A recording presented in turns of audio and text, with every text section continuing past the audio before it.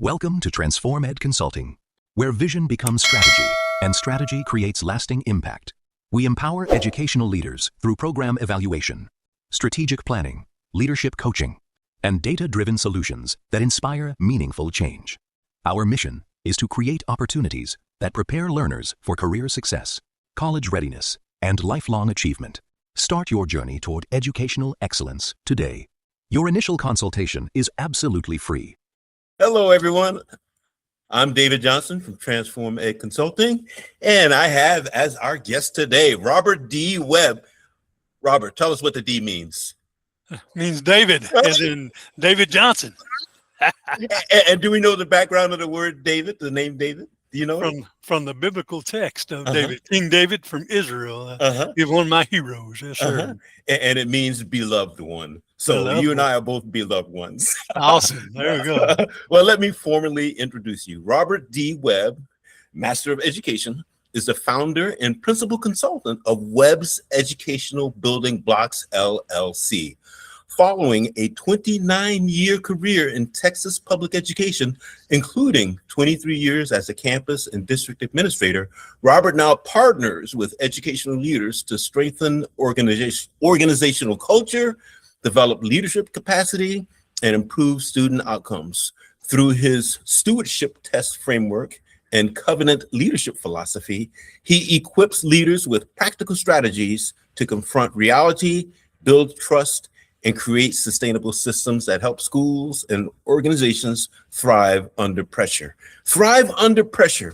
What does that mean? What types of pressure do you mean? Testing pressure, keeping up the scores, meeting all of the state standards? All kinds of pressure. We got pressure from school boards because they have their own agenda each member when they come on the board, and you have to deal with those issues as they present themselves. And they always don't present until you're under pressure. Something come up, some parent got disgruntled about something, and that pressure shows up at the last moment. Right now we have attendance pressure, especially here in Texas where we're at, with funding based on that and declining population growth and the spread of population into more populated areas and other kinds of pressure. There's pressure daily from different things. As a campus administrator, district administrator, new fire all the time. Yeah, and understand that you're a jack of all trades. You've done a number of things in education, and when you were in the central office, you were essentially the assistant or associate superintendent. Yes, sir.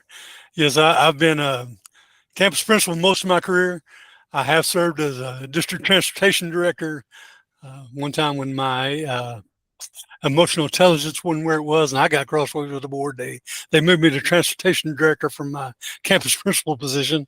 So I got to spend a year out at the bus barn trying to make sure the district operated well and make sure we got our kids to school on time and back home again. And I spent another year as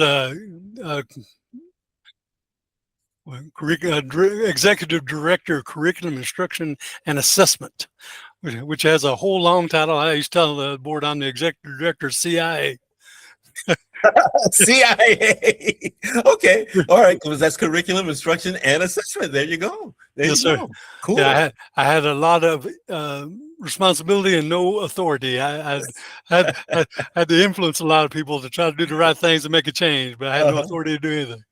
Well, I once had responsibility for the bus barn, and I like that. I like working with the drivers. In fact, I know how to drive a bus. Yes, sir. Yes. I used to go on their routes with them, and just to see what they were doing and to get a feel for what their lives were like. I liked being responsible for the bus barn. Yeah, I enjoyed that year. It was good. During the middle of that time, they came back to me and said, well, can you be DAP principal too? Okay, Discipline Alternative Educational Placement Center. But we had a situation where they needed somebody to take over in November. And so I go out there at 5:30, get the buses started, make sure all my drivers showed up and everything is running, and go report to the campus and make sure that had the kids going. And right at the end of the day, go back out to the bus barn, make sure all the buses made it home. Yep. And make sure any kids who missed the bus got a ride home from there. So, yep, I hear you. I hear you loud and clear. Wow. The topic of title of our topic today is the war with reality and the 7 culture killers. We have 4 bullets. Why Good Cultures Begin to Decline, the 7 Culture Killers, the Stewardship Test, Leading Lasting Cultural Change. Where would you like to start, Robert? Let's go ahead and start with why good cultures begin to decline. Well, first, what is culture? And then you got to also tell us what good culture is, because culture is culture. And just like you say, quality, but you can have good quality, you can have bad quality. So what's culture? And then what is good culture? First and foremost, culture is whatever you accept as the leader, whatever you allow to happen every day on your campus, what you fail to address or do address, that creates culture. Culture is the pattern of behaviors an organization continuously accepts, reinforces, and reproduces. So that's your culture. Interesting. Interesting. I have been working under the concept or the belief that culture is the underlying reasons of why we do what we do. You know, they say the difference between culture and climate. Climate is how you feel when you walk into the school building. Culture defines why you do what you do. It's the underlying, maybe not even spoken, underlying things of reason for why we do what we do. So what is your thinking about that? Is it defines why we do what we do? It does. It defines what you do and how you do it every day. What you see daily when you walk through the building, how kids and teachers interact, how the principal and the teachers interact, how the principal and the students interact, how the principal treats the parents, and how teachers expect to treat parents, and how your front office staff, your anybody you have working for the campus, how they interact with your clients. Mm-hmm. That's the word I'm looking for. And then what would be good culture then? A positive culture would be one in which everybody comes to work, may not have the best day, but they're glad to be at work because maybe that's not a place where they have a negative day. Now, that doesn't mean that everything's always hunky-dory and positive. It just that we know how to get along. We can engage with each other, and at the end of the day, come to a reasonable, common way of moving forward. Now, would good culture, or I should say, what effect would culture have on those pressures that you described earlier? So thinking about right now, with all the issues we have with attendance and the necessity of attendance, why do your kids want to be at your school? And what are you doing to make sure the families feel like your school is a safe environment? What are we doing to make sure your teachers you have the best teachers you can hire? But we also know we have a teacher crisis in the fact that we're not producing a lot of great teachers, and teachers, especially between that 5 and 10 year mark in the middle, the backbone of our staff, they're the ones that are leaving the profession at a faster rate, and we're retiring those on the far end. Mm-hmm. So how are we maintaining, retaining teachers? What are we doing to keep them going and still producing the quality product that our community expects? And when you say why good cultures begin to decline, why do they begin to decline? They don't. It's usually not a catastrophic event. There's not usually one thing that leads to it. It's cultural drift, things that we let slide here, there, and yonder. That we have a great teacher, but she's always late. But we also know that teacher is an English teacher, and I may never find another one, especially in a small town. But even in the big towns, you don't know who you're going to get, especially in December. You know, where we're going to find that teacher. And so if I go and pick on her every day about, not, and that's what it feels like sometimes, picking on people, when you're really just holding them to the standard. But if you don't go and address it, then that teacher down the hallway thinks it's the same thing. Oh, I guess it's okay. We don't have to show up on time.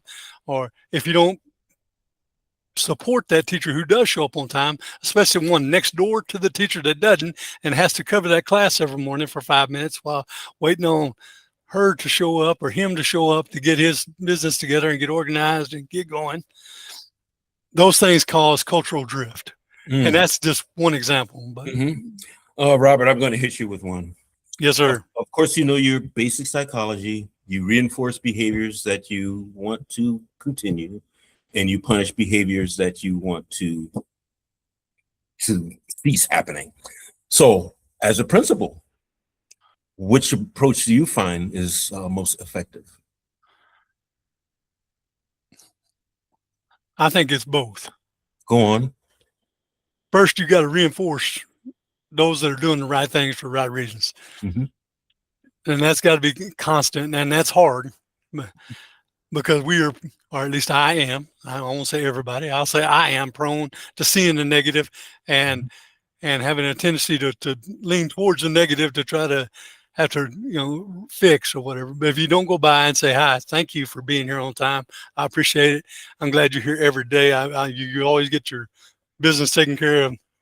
Your kids are great. Your classroom management's handled.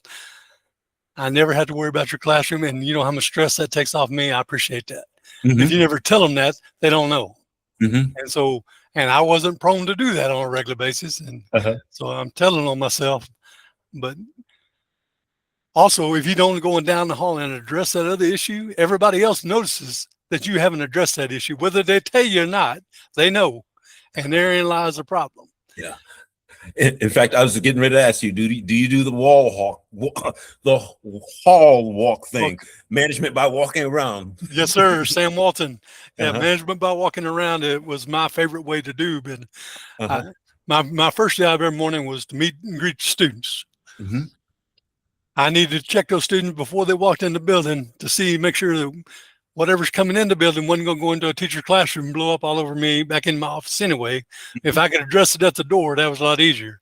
Mm-hmm. If I could tell they'd already had a bad day, something happened with a girlfriend in the parking lot, or, they had a fight with their parents the night before, I could see it on their face. I could talk them down a little bit before they walked in the classroom and blew up all over one of my teachers for addressing them about something they need to be addressed about. Yeah.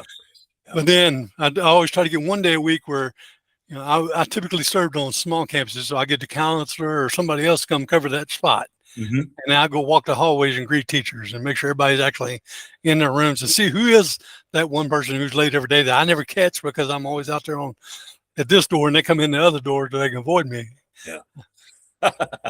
Now, earlier you spoke about cultural decline and you said it's culture drift.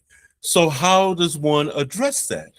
How do we get things back on track, back centered rather than drifting? So that's where you have to recognize there's a problem first. And that sometimes as I saw a quote this morning, it says reality whispers. It doesn't always shout. It doesn't start shouting until the consequences come. So it'll whisper at you, but if you're not paying attention, you miss those whispers. I had an associate principal, the last high school I worked at down in Andrews. His name was Seth Davis. Another almost David, Seth Davis. And he would come to me and say, that's SAR. And first time he told me, what in the world is SAR? I don't know what SAR is. He said, something ain't right. That's a good one. I said, okay. So what's not right? We discussed it and figured it out. Okay, well, we need to address it. Well, we need to figure it out. Well, if you don't catch what something ain't right, it's coming when it's whispering at you and nobody comes and flat out tells you, or you're not listening to, you have 2 or 3 teachers stop by and have a concern about something, and that's just them, that's their behavior, that's their attitude, that's their issue. That's no big deal. But the more times you hear that, you better start recognizing. It's kind of like I had this ISS teacher tell me one time that he used to have conversation with his students. He's a former sergeant major, so you can appreciate this. He would tell them, the first time somebody calls you a donkey, you can probably blow that off. He said, second time you call you a donkey, you might start thinking, that's kind of getting interesting. I better think about that. So the third time you call you a donkey, you better turn around and start looking for your tail. Yeah. So it's the same idea. The third time somebody tells you something, you better figure out what's going on. Okay. The SAR. SAR. Something ain't right. Oh, that's a good one. That's a good one. Well, let's talk about the 7 culture killers. So let's go down this path. You still ain't right, and you hadn't noticed. You missed the whispers. So now reality is going to start yelling at you.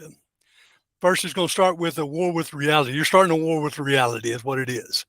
You have chosen not to pay attention to what reality has been telling you. And so we're going to start down a path. And war with reality is you've declared war with reality. You don't even know it. Maybe you don't know. Maybe you have chosen it. Maybe you looked at the data that just came in. Your school's a C, but you felt like everything should have been better than that. And that's just the state. They changed the the scores this year. They changed, they did something down in Austin. That's on them. That's how that works. And we've all done it. I've sat there and done it. In fact, I was remembering a little while ago, many years ago, I was principal at a middle school, and I got called over to the high school principals, over to the high school to meet with the service center folks. And okay, we went in there and sat down, me and the high school principal, and we're both, sitting back. Okay, we think we're doing great, both of us. We knew our elementary had been in trouble for years, but we had kept our campuses out of trouble. I had made sure I got those kids as far as I could get them before they left, and he kept them on, and he got them through graduation. We thought we were doing good. And the service center rocked our world. He said, y'all know y'all about to be in F campus, right? We're both looking back. What? Nobody had told us. We hadn't seen the warning signs. We started a war with reality, and we didn't realize we were on the warpath at all. We were in denial, and we're shell shocked. And they were there to help us get off, to recognize that reality had been whispering. We hadn't been listening. So when you say service center, I think we should clarify that it's the Educational Service Center, and there are a number of them all around the state of Texas. Yes, and they're partly affiliated with the Texas Education Agency. Am I correct? Yes, sir. Yes. Okay. Yeah, okay. They're kind of independent and dependent. Both. Right. They kind of do both. They're the filter for TEA to the districts. Okay. And how would the Education Service Center, ESC, have a sense of your schools headed toward an F before you would? Weren't they using the same test results, or what were they using? Yeah, they were looking at the same data, but they were just seeing it from a different light than we were. Of course, we were seeing it through our rose-colored glasses and what our teachers were doing every day, and what we felt like everything was going well, and we've been battling. We'd won every battle so far. Why would we lose this one? And they were concerned because they saw it differently. Now, how did that contribute, or would that contribute to the 7 culture killers? Well, that was just a recognition of the fact that I was in a war with reality and didn't know it. Okay. That's the first thing. If you don't know you're in a war with reality, you're going to continue down the 7 culture killers. Okay. And the first one is communication drift. Okay. That's where you do something like you post your vision at the first year, vision and mission, and that's the last time it's discussed or thought about or a decision made against it or anything else. Mm-hmm. You met the board requirements. You checked that off. There it is. Everybody saw it. Everybody agree with it. Yeah. All right. We're good. Okay. And carry on. Okay. Yeah. All right. That's number 1. What's number 2? Number 2 is, let me go back to my notes. I apologize. Miscalibrated accountability. Ooh, that sounds complicated. Well, it's akin to communication drift. The example I'm going to give you is I'm a young principal, and I think I know how to do these things. So I got a couple of people that are going back to our prior example. I got a couple people that are showing up late, but we're handling business otherwise. I send a reminder email to the whole staff that hey, our start time is this time every day, and our end time is this. Please make sure you're here. Appreciate y'all. Thanks. Have a great day. Now, everybody who does their job on time every day, they're upset. Like, well, was I late one day and I forgot? I knew, and they'll come by and ask you, was there a reason I got that email? I'm sorry, I didn't realize that. And then about the 3rd time, you're like, oh no. You have 100 conversations when you should have had 1, maybe 2 conversations face to face and got it over with. That's complicated. That's complicated because of what we were saying earlier about basic psychology, reinforce and punish. Yes, sir. And one of the things that I've heard along the way was and I know you heard this one too, praise in public and punish or in private. Yes, sir. Yeah. So how would you juggle those responsibilities or those phenomena when it comes to praising in public and chastising or punishing in private? That's where I got better. I stopped moving. Moved from using shotgun emails, is what I call that one I just described, to a sniper conversations. Okay. One-on-one conversations, either by their classroom first time. I go to their room. We had that conversation. We had the discussion. Let's address this. Maybe there's a legitimate reason Yeah. How can I help you get this fixed so we can keep moving forward? Did you misunderstand something? Have I miscommunicated? There's something on our end that we can do to make a difference. Mm-hmm. Yeah. And That's a then we good one. escalate from there. Yeah. Closer Understood. it gets to my office, the more paperwork there is. And Yeah. Woo. All right. So what was that? Number 2 or number 3? that was really number 3. Okay. The war with reality is where we began. We did communication drift where we failed to talk about things that need to be talked about on a regular Mhm. basis, reinforcing it. We shot an email to everybody when we shouldn't have done that. Yeah. And then we get some emotional leadership. We get upset. We have those 100 conversations, and then we're mad because we realize that mad at ourselves, mad at everybody else, and then we pour that out on the wrong person because it's going to come out one way or the other. Mm. And it's whether you choose to steward yourself or, Oh, Robert, you got me thinking real hard here. I hope you don't smell any wood burning.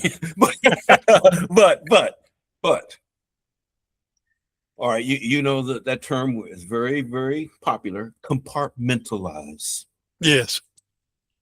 So, of course, we want to compartmentalize and not bring all our work home. But at the same time, while you're at work, there are times when we must compartmentalize. That is What's correct. the secret to compartmentalizing?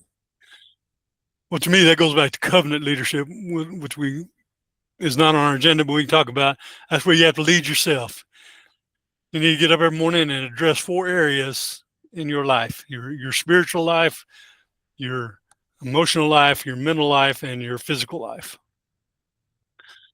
Spiritually, I try to when I wake up in the morning, I try to come up with at least 10 things I'm grateful for before my feet hit the floor. Just so I get my mind right with God before I touch the floor. And I tell God it's going to be a good day, and then I move forward from there.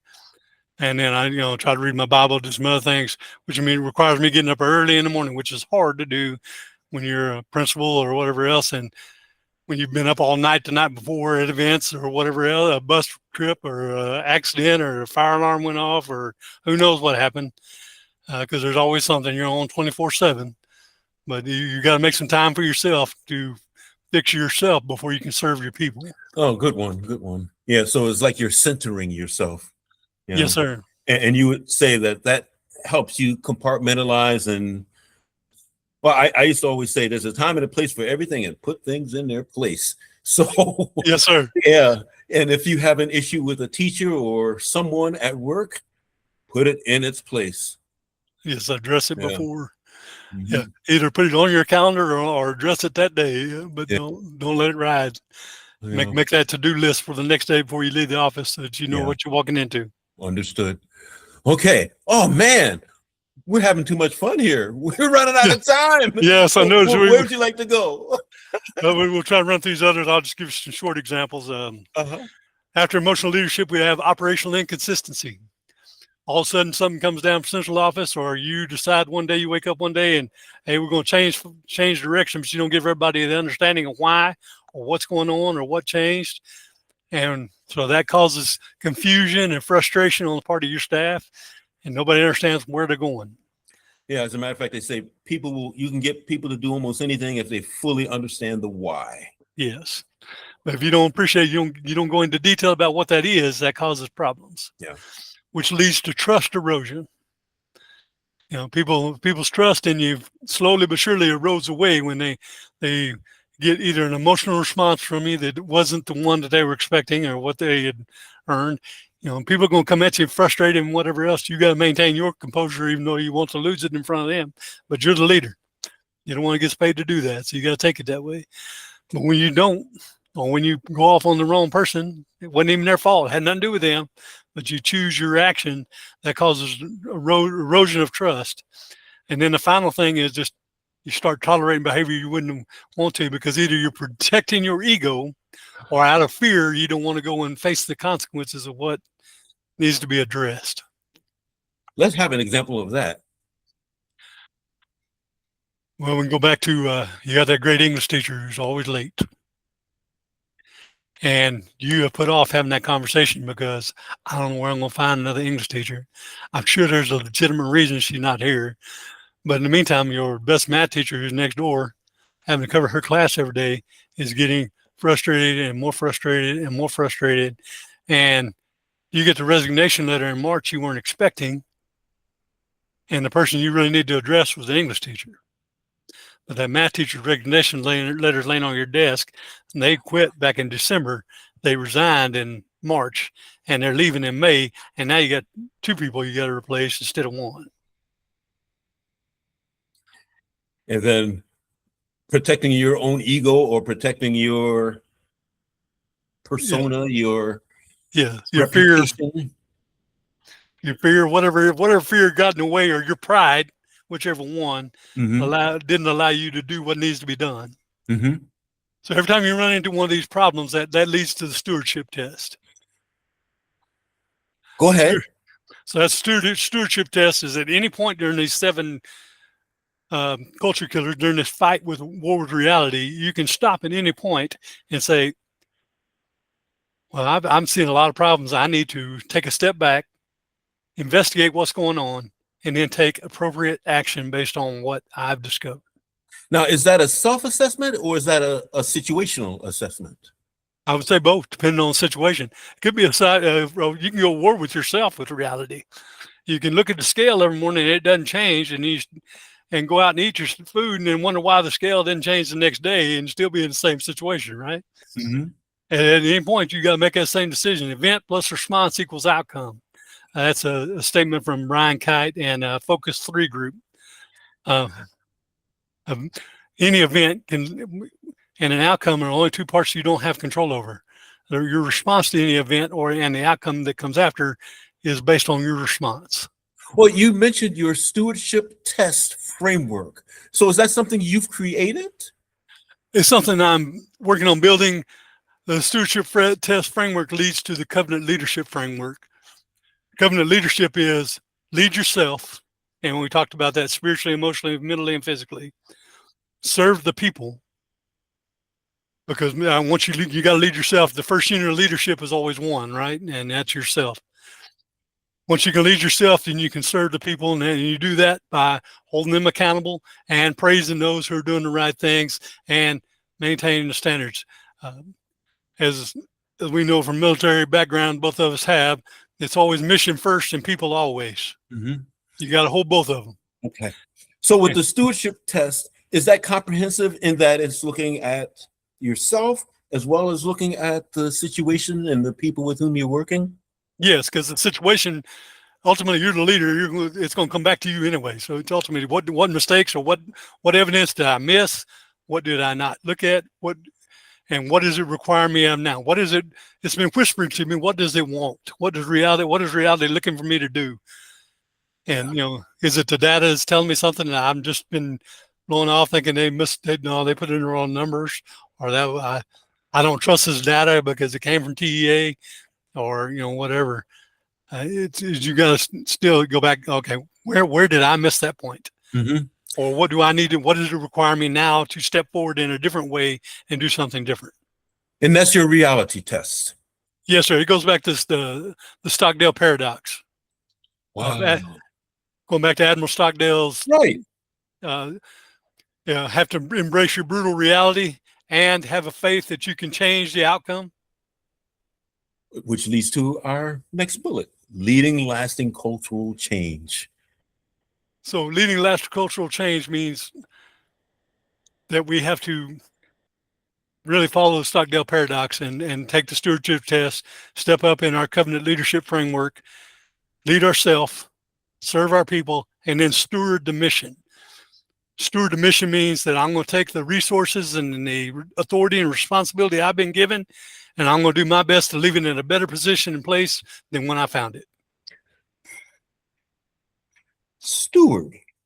Of course, you've heard steward leadership. What is steward leadership, particularly in this regarding the stewardship test and leading lasting cultural change? So it's a faithful management of people, resources, influence, and mission entrusted to our care. So like I say, it's us taking on our responsibility.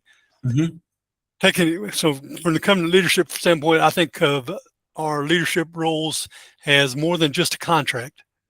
Contract says I agree to do this, this, and this, and you agree to pay me this, this, and this. Covenant leadership says I take this on as my responsibility. I own it. This is mine. This is my reputation and everything else that goes with it.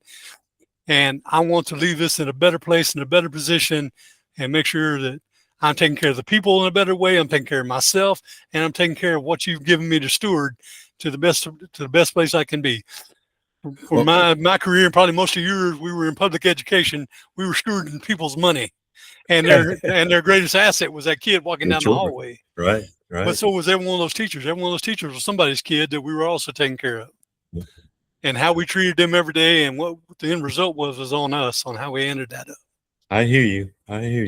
Well, Robert, this has been a great conversation, and it could go on forever, given the common experiences that you and I have had.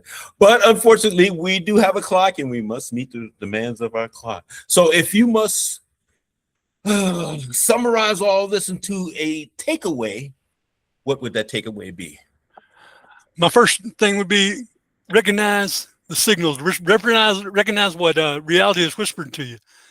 Get somebody to bounce those ideas off of you with, whether that be somebody in your building, somebody outside your district you can talk to.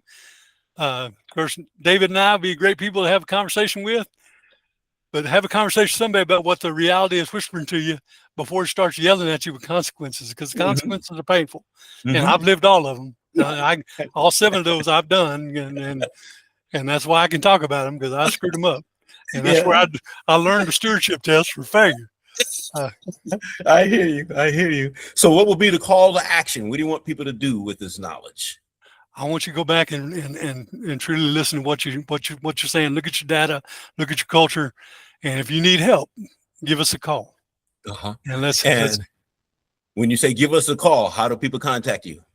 You can reach me at www.webbblocks.com, WEBBBLOCKS.com, or Robert@webbblocks.com, or I'm also LinkedIn as Robert D. Webb, and I'll be glad to have a conversation with you there. Thank you, Dr. Johnson. Well, thank you for being our guest on our live chat, and I should say hello and goodbye to Robert D. Webb, Master of Education. He is the founder and principal consultant of Webb's Educational Building Blocks, LLC. And I'm David Johnson of Transform Ed Consulting, and thank you for being with us today.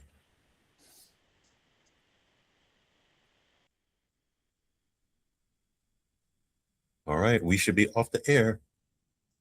Dr. Johnson, I appreciate it. That was very good. David. Yeah, what do you think? I think that was a great conversation. Really see, it was a conversation, wasn't it? Yes, sir. And we covered all of the topics, right? Yes, we hit them all. I think that's about as good as I could get right there. I appreciate it. This is my first podcast, so I appreciate it. You got to think about how this went, because it was 2 guys talking about education. Yes. And talking about our experiences in education. And it was clear, in my thinking, it was clear that we are, I had a prof used to say pearls of wisdom. It was clear that we were giving pearls of wisdom to people who aspire to be principals, aspire to be educational leaders. Yes, sir. I agree. Yeah. I hope that helps them. Good one. And our conversation will be posted August 11th. And I appreciate that so much. So even though we recorded it today, it'll be posted on August 11th. Cassandra and I figured out that we would post every 2 weeks on a Tuesday at 2:00, because those get the most views. Oh, that's great. Yeah, we figured that out. They get the most views. And so when I invite someone to be a guest, I immediately put it on a calendar that Cassandra will see, and we work together to make sure that it gets posted on that day. And then we will also write you and make sure you know that it's been posted, and we'll say, send it out to all your friends, let everybody know that you're on YouTube. Yes, sir. I'll share it. I appreciate it so much. All right. Any final thoughts? I think that's it, man. I appreciate you. Thank you so much for giving me this opportunity. It was a great conversation. We did good. All right, Robert, if ever you need anything, just ask. Yes, sir. I appreciate you. Thank you so much. I apologize for all the confusion about this. We got it. And we done good. All right, buddy. Take Bye. care. Thanks a lot.